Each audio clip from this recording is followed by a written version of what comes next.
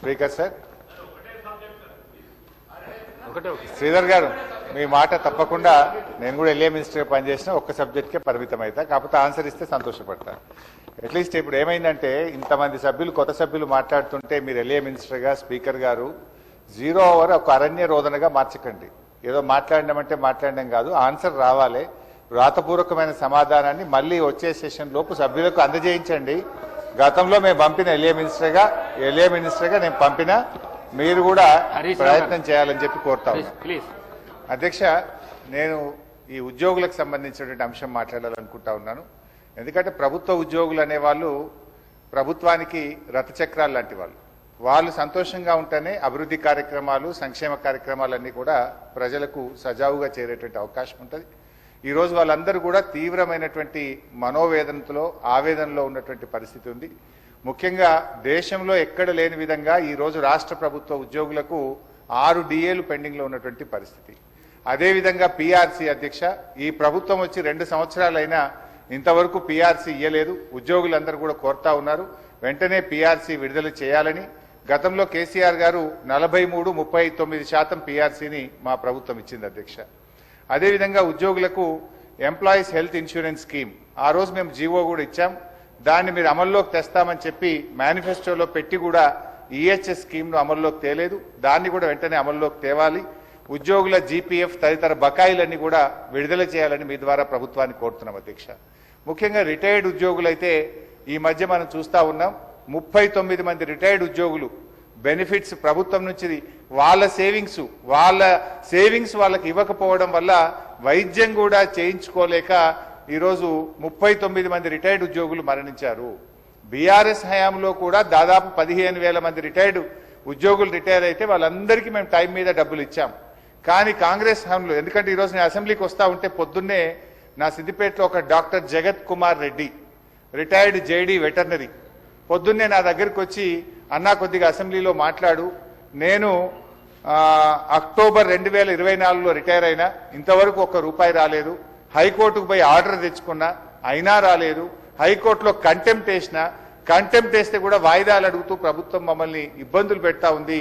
మా రిటైర్డ్ ఉద్యోగుల పెన్షన్ బెనిఫిట్లు ఇప్పించండి, చావు బతుకుల్లో ఉన్నటువంటి మమ్మల్ని కాపాడండి. 30-35 ఏళ్లు ప్రభుత్వానికి సేవ చేసినటువంటి రిటైర్డ్ ఉద్యోగులను ఈ రకంగా వేధించడం ప్రభుత్వానికి తగదు, దయచేసి ప్రభుత్వం దృష్టికి తీసుకుపోండి అని చెప్పి పొద్దున్నే నా ఇంటికి 7 గంటలకే వచ్చి కూర్చున్నాడు సార్. నేను బయటకు వచ్చేసరికి ఏంది ఇంత పొద్దున్న వచ్చినావంటే, ఇట్లా ఉందన్న ఆరోగ్యం బాగాలేదని చెప్పమంటే బట్టి గారికి చెప్తా తప్పకుండా ఈ రోజు నేను మాటించి వచ్చి ఈరోజు చెప్తా ఉన్నాను అధ్యక్ష. అదేవిధంగా అధ్యక్ష, సిపిఎస్ ఉద్యోగులను ఓపీఎస్గా మారుస్తామని ఆ రోజు కాంగ్రెస్ పార్టీ ఎన్నికల్లో హామీ ఇచ్చింది.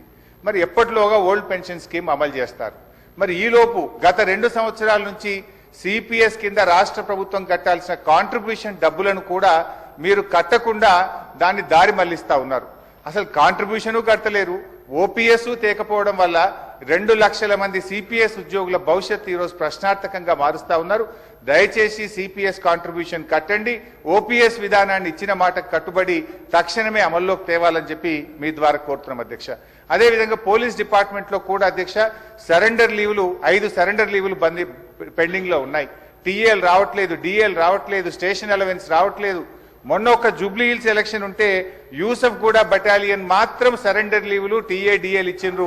రాష్ట్రంలో 1,00,000 మంది పోలీసులకు సరెండర్ లీవులు, టీఏలు డిఏలు రాక ఇబ్బందులు పడతా ఉన్నారు. దయచేసి పోలీసులను కూడా ఆదుకోవాలని, గతంలో నేను ఫైనాన్స్ మినిస్టర్ గా ఉన్నప్పుడు ఎప్పటికప్పుడు సరెండర్ లీవులు, టీఏ డిఏలు ఇచ్చాం. ఈ ప్రభుత్వం వచ్చిన 2 సంవత్సరాల నుంచి పెండింగ్ లో ఉన్నాయి కనుక వాటిని విడుదల చేయండి. ఇలా పోలీసులు కూడా తీవ్రమైనటువంటి ఆవేదనలో ఉన్నారు. పోలీసులకు ఉండే ఆరోగ్య భద్రత స్కీమ్ కూడా బంద్ చేసిండ్రు. మీరు ₹1,00,000 పరిమితం చేసిండ్రు. పోలీస్ కానిస్టేబుల్ చాలా ఇబ్బంది పడతా ఉన్నారు. ఆరోగ్య భద్రతను పునరుద్ధరించండి, గతంలో మాదిరిగా కార్పొరేట్ వైద్యం పోలీసులకు అందించాలని చెప్పి కోరుతూ కాంగ్రెస్ పార్టీ ఎన్నికల మేనిఫెస్టోలో తక్షణమే మేము ఉద్యోగులకు పిఆర్సీ ఇస్తాము, పెండింగ్ డిఏలు ఇస్తాము, బకాయిలు ఇస్తాము, ఓపీఎస్ తెస్తామని మాట ఇచ్చి ఈరోజు కాంగ్రెస్ పార్టీ 2 ఏళ్లైనా అమలు చేయకుండా మోసం చేస్తా ఉంది. జరిగిన అన్యాయం ఇప్పటికే చాలా జరిగింది. తక్షణమే ఇప్పటికైనా ఉద్యోగులకు, రిటైర్డ్ ఉద్యోగులకు, పోలీసులకు ఇచ్చిన హామీకి కట్టుబడి మేలు చేయండి అని చెప్పి మీ ద్వారా ఆర్థిక మంత్రి, డిప్యూటీ సీఎం గారిని నేను కోరుతా ఉన్నా అధ్యక్ష. అధ్యక్ష, గౌరవ సీనియర్ శాసనసభ్యులు హరీష్ రావు గారు ప్రస్తావన చేసిన అంశాలన్నిటిని కూడా నోట్ చేసుకున్నాం అధ్యక్ష. కానీ